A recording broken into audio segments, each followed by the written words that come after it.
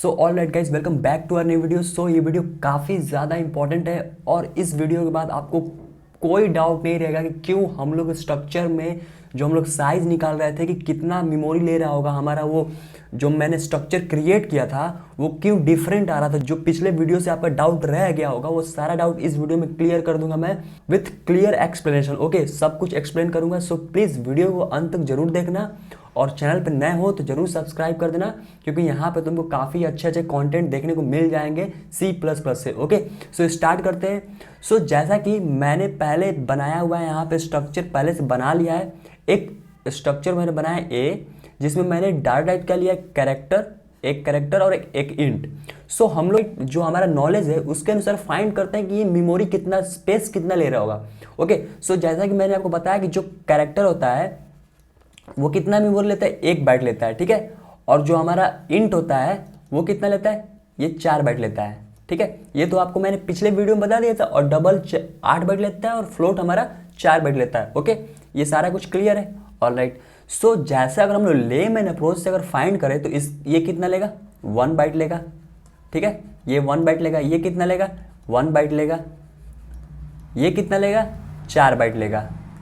समझ में आया? तो ओवरऑल हमारा जो मेमोरी यूज हो रहा होगा वो कितना हुआ, 4 1 5 1 6 बाइट, जो कि सही भी है, आना चाहिए 6 बाइट। लेकिन हम लोग पिछले वीडियो में क्या देखे थे, ये गलत है।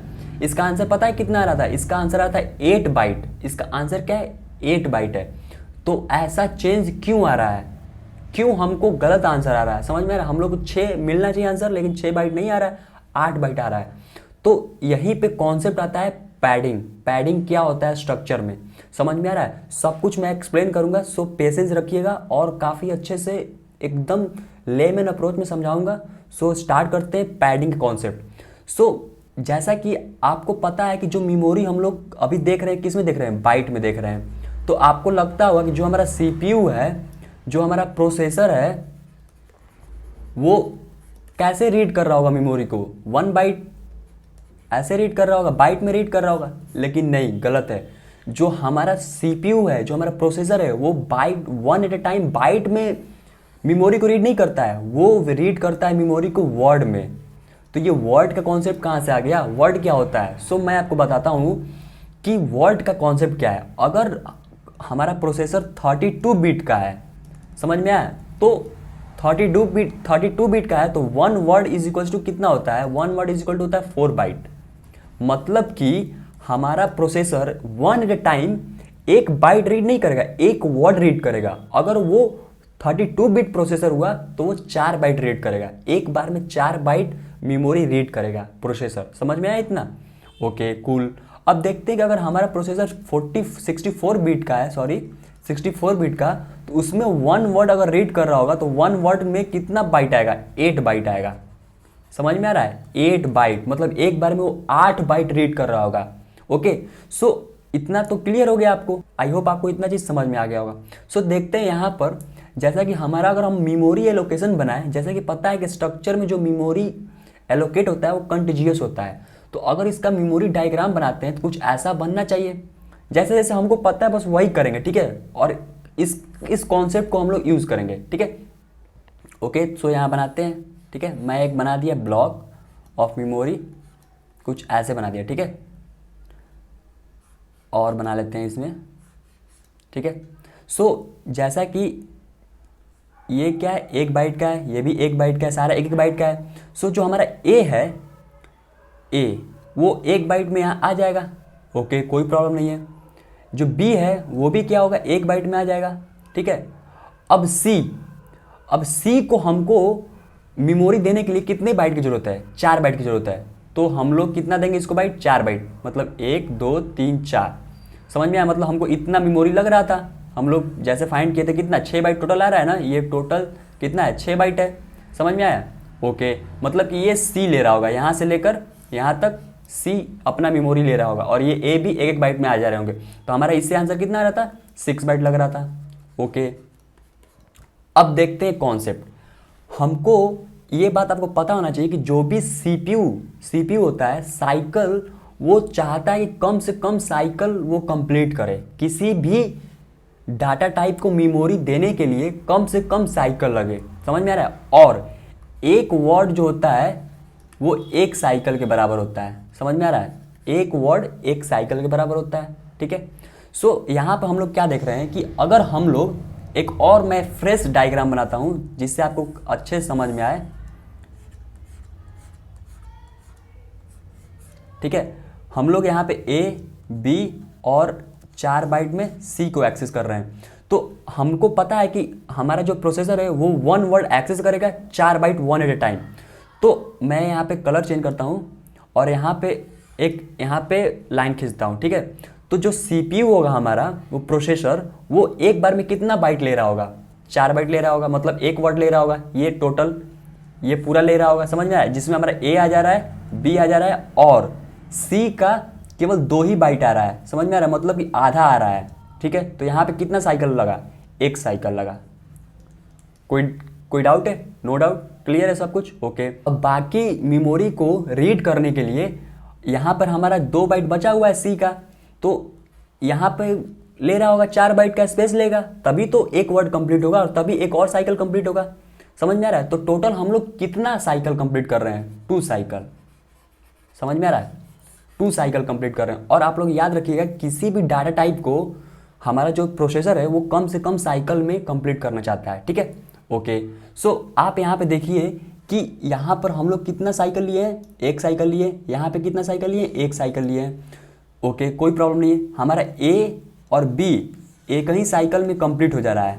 समझ में आया? 1 साइकिल में कंप्लीट हो जा रहा है। लेकिन यहाँ पे ध्यान देने वाली बात है कि जो सी है, सी को मेमोरी देने के लिए हम लोग कितना साइकिल ले रहे हैं? सी को मेमोरी एलोकेट करने के लिए कितना साइकिल ले रहे हैं?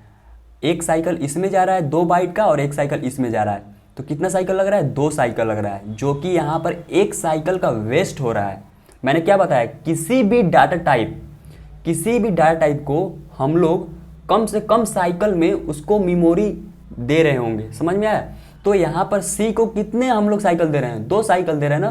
तो यहाँ पर अगर सी 4 बाइट का है तो कितने साइकिल में हो जाना चाहिए? 1 साइकिल में हो जाना चाहिए, क्योंकि हमारा जो प्रोसेसर है 1 साइकिल में 1 वर्ड रीड करेगा और 1 वर्ड में 4 बाइट होता है। समझ में आया? तो ये तो 1 साइकिल में पॉसिबल है। लेकिन हम लोग ले कितना रहे हैं? साइकिल कितना ले रहे हैं? 2 साइकिल ले रहे हैं। तो यहाँ पर साइकिल का वेस्टेज हो रहा है। समझ में आ रहा है? तो यही चीज़ अवॉइड करने के लिए हम लोग कॉन्सेप्ट लाए हैं पैडिंग का। समझ में आया? हम लोग चाहेंगे कि कम से कम साइकिल दे रहे होंगे।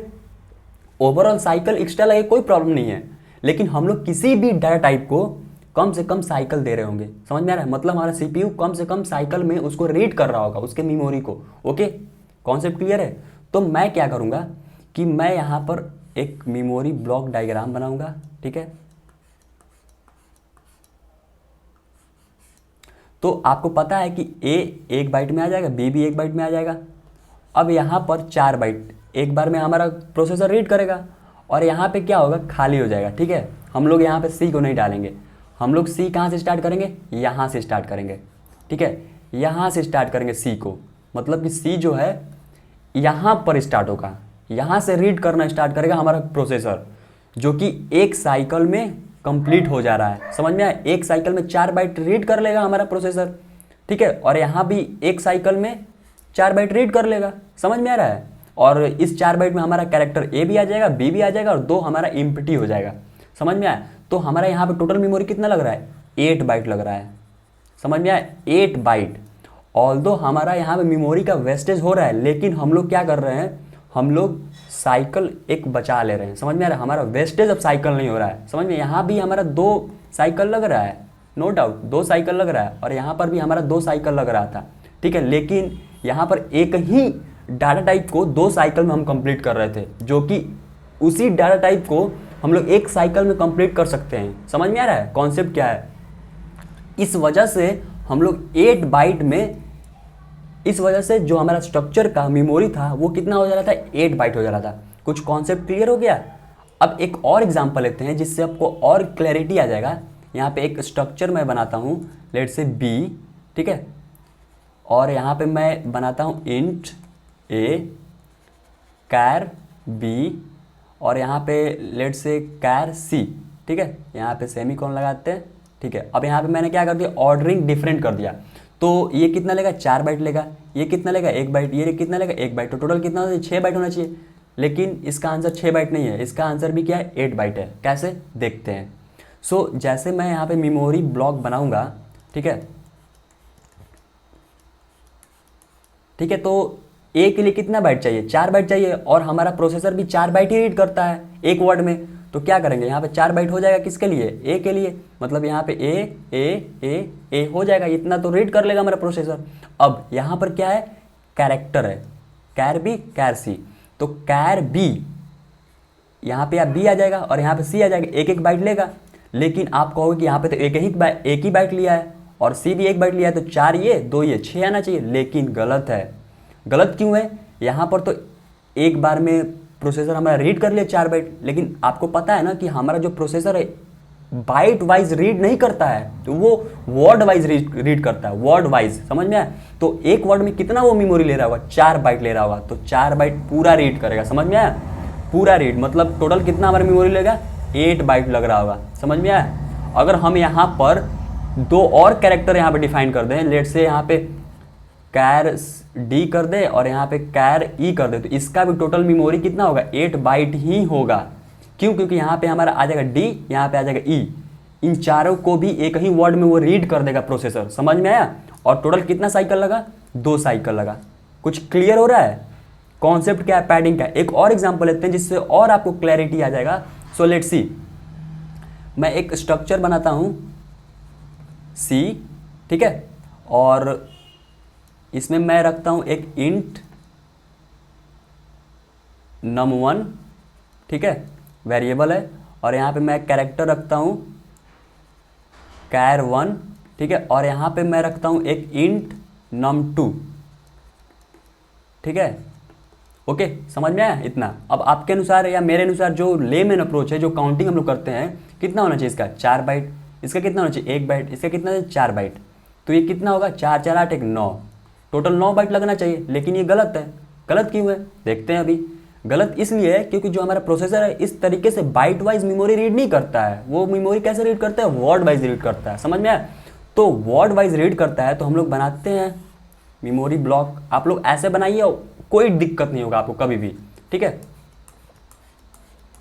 तो हमारा जो num1 है वो कितना बाइट में आ जाएगा, 4 बाइट में आ जाएगा, यहाँ पे आ जाएगा और यहाँ पे आ जाएगा, यहाँ पे आ जाएगा, यहाँ पे आ जाएगा, ठीक है। इतने में तो num1 आ जाएगा हमारा, ठीक है, 4 बाइट। इसको मैं यहाँ पे एक लाइन खींच देता हूँ, ठीक है। अब कैर1 कितने में आएगा हमारा, 1 बाइट, मतलब कि यहाँ पे कैर1 1 बाइट में आ जाएगा, दैट इज यहाँ पे लिख देता हूँ कैर1, ठीक है, 1 बाइट में आ जाएगा। अब आप कहोगे कि हम लोग क्या करते हैं, यहाँ पे 1 बाइट में आ गया, अब num2 को 4 चाहिए, तो हम लोग यहाँ से num2 स्टार्ट करते हैं। तो num2 यहाँ से स्टार्ट करेंगे, num2 यहाँ पर और एक और बना देते हैं, ठीक है। देखते हैं क्या होता है, 4 बाइट में इसको रीड कर लेगा और 4 बाइट में इसको भी रीड कर लेगा, समझ में आया।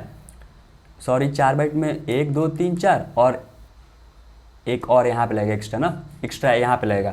तो यहाँ पे कितना हो जाएगा, कैर1 भी आ जाएगा और num2। लेकिन आप लोग देख रहे हो यहाँ पे कि num2 यहाँ से स्टार्ट हो रहा है ना, यहाँ से स्टार्ट हो रहा है num2 और ख़त्म हो रहा है यहाँ पर। तो इसको रीड करने के लिए हम लोग कितना साइकिल की जरूरत हो रहा है, 2 साइकिल का, एक साइकिल ये और एक साइकिल में इसको हम लोग रीड कर रहे हैं, 1 बाइट को।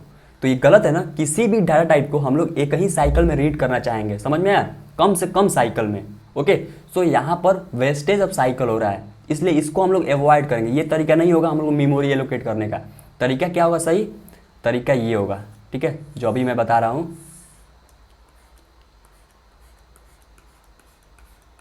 सो हम लोग क्या करेंगे, इंट जो हमारा है पहला num1, उसको हम लोग ये 4 बाइट का मेमोरी दे देंगे, एक ये और ये और ये, ठीक है। यहाँ पे हो गया ये पूरा, एक साइकिल में और एक वर्ड में हमारा प्रोसेसर इसको रीड कर लेगा, ओके। अब क्या कैर है, ठीक है, ये तो यहाँ पे मेमोरी ले लेगा। अब हम लोग देखते हैं कि अगर हम लोग इंट को यहाँ से देंगे तो इंट वाला ब्रेक हो जाएगा, तो 2 साइकिल देना पड़ेगा हमको रीड करने के लिए। तो हम लोग क्या करेंगे, यहाँ पे 4 स्पेस एम्प्टी कर देंगे, समझ में आया, और इसको रीड करेंगे अगले वर्ड में, मतलब कि जो हमारा प्रोसेसर होगा इसको रीड करेगा एक वर्ड में, समझ में आया, 4 बाइट कंप्लीट करेगा। तो कैर जो है कैर1 इतना में रीड हो जाएगा, समझ में आया। अब यहाँ से स्टार्ट होगा हमारा क्या,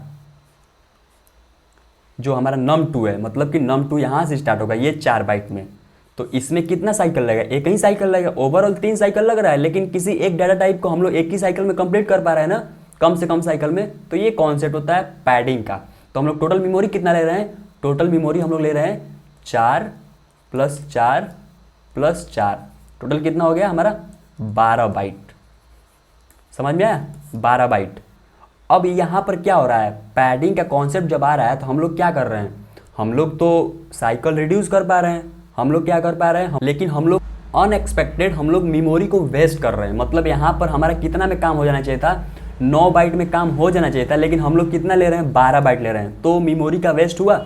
इसी मेमोरी को वेस्ट को बचाने के लिए हम लोग एक यूज़ करते हैं, आप कह सकते हो प्री प्रोसेसर वर्ड होता है, pre processor word, that is pragma, pragma pack 1। Okay, अगर इसको हम लोग यूज़ करते हैं तो हमारा जो वेस्टेज ऑफ मेमोरी है वो बच जाएगा। अब इधर में कोड करके देखते हैं कैसे ये हो रहा होगा। ओके, और ये जो हमारा पैडिंग होता है ना, पैडिंग ये इनबिल्ट होता है, ठीक है, वो कंपाइलर अपने आप कर देता है पैडिंग, इसलिए हमारा 12 बाइट आ रहा था। समझ में आया। और यूनियन में हमारा क्या था, यूनियन में क्या था कि जो हमारा मेमोरी डिसाइड हो रहा था वो किससे हो रहा था, जो लार्जेस्ट डाटा टाइप है जिसका मेमोरी सबसे ज़्यादा लग रहा था वो उससे डिसाइड कर रहे थे। समझ में आया। और वही सबके साथ अपना मेमोरी शेयर कर रहा था। कुछ क्लियर हुआ आपको, डाउट क्लियर हुआ कि क्यों हम लोग का जो साइज आ रहा था मेमोरी का वो डिफरेंट आ रहा था। ओके, सो चलते हैं VS कोड में, इसको कोड करते हैं। ओके, एक अपना C++ का प्रोग्राम लिखूंगा और एक यहाँ पर क्या करूँगा, स्ट्रक्चर बनाऊंगा। ठीक है, स्ट्रक्ट A, और जो मैंने अभी लिया था, क्या लिया था मैंने, एक इंट num1 लिया था। ठीक है, num1 लिया था, और क्या लिया था, एक कैर लिया था, कैर C। ठीक है, और एक और इंट लिया था दैट इज़ num2। ठीक है, मैं आपको शो करता हूँ कि ये कैसे यहाँ पर, और सॉरी यहाँ पे जो स्ट्रक्चर होगा ये मेन फंक्शन में नहीं होगा, ये मेन फंक्शन के ऊपर होगा। ठीक है, इस बात का ध्यान रखेंगे। ठीक है, और यहाँ पे हम लोग क्या करते हैं, स्ट्रक्ट A, ठीक है, और एक वेरिएबल बनाते हैं, लेट से var1। ओके, अब हम लोग क्या करते हैं, साइज निकालते हैं इसका, cout size of var1। Okay, so इसको सेव करते हैं, इसको रन करते हैं। Okay, so save it and run it. So जैसे कि इसको रन करेंगे तो इसका आंसर कितना आ रहा है, 12 आएगा। ठीक है, जैसा कि आपको दिख रहा होगा हमारे कंप्यूटर स्क्रीन पे 12 आ गया आंसर। ओके, सो अभी हम लोग देखे थे 12 कैसे आ रहा है। अगर हम लोग यहाँ पे हम लोग यूज़ करें हैज़ प्रैग्मा। ओके, प्रैग्मा और स्पेस देंगे पैक1। ठीक है, पैक1। ठीक है, जैसे ही इसको यूज़ करते हैं तो ये क्या होगा कि जो हमारा वेस्टेज ऑफ मेमोरी होता है ना उसको बचा लेता है। तो इसका आंसर कितना आएगा, 9 बाइट आएगा। समझ में आया, कॉन्सेप्ट क्लियर हो गया। जो पिछले वीडियो में मैंने डाउट कुछ छोड़ दिए रहे होंगे वो मैंने इस वीडियो में डाउट क्लियर कर दिया आपके कि कैसे ये मेमोरी का डिफरेंस आ रहा है। और मैं इसको आप एग्जांपल देता हूँ, इसको क्या करते हैं, कमेंट आउट करते हैं और इसको यहाँ पे नीचे पेस्ट करते हैं। ठीक है, इसका भी आंसर कितना आना चाहिए, 9 बाइट आना चाहिए। ठीक है, क्योंकि हम लोग यूज़ कर लिए हैं वो हैज़ प्रैग्मा। ठीक है, और यहाँ पर अगर इसको कमेंट आउट करते हैं, ठीक है, या इसी को डिलीट करते हैं और फिर इसको रन करते हैं तो इसका आंसर कितना आना चाहिए, 12 बाइट आना चाहिए। समझ में आया, क्योंकि जो हमारा प्रोसेसर होता है वो वर्ड वाइज रीड करता है, ना कि बाइट वाइज। समझ में आया। अगर एक और हम लोग कैर लगाते हैं यहाँ पर, कैर D, तो इसका भी आंसर क्या आएगा, इसका भी 12 ही आएगा, क्योंकि जो हमारा अगला आने वाला वर्ड था वो 4 बाइट में रीड करता है वर्ड। समझ में आया हमारा प्रोसेसर, तो उसी में कैर आ जाएगा। ठीक है, तो इसको सेव करते हैं, रन करते हैं, तो इसका भी आंसर 12 ही आएगा। समझ में आया। सो आई होप आपको कॉन्सेप्ट क्लियर हो गया होगा और अच्छे समझ में आ गया होगा कि स्ट्रक्चर, पैडिंग इन स्ट्रक्चर क्या होता है। कोई भी अगर पूछेगा तो बता देंगे, उसको एक्सप्लेन कर देंगे अच्छे से, ब्लॉक लेवल डायग्राम बनाकर। Okay, so if you like the video please share it and also subscribe to my channel. And अगर आप कॉलेज स्टूडेंट हो तो आपने शेयर कर सकते हो अपने दोस्तों के साथ, फ्रेंड्स के साथ इस प्लेलिस्ट को। Okay, thank you.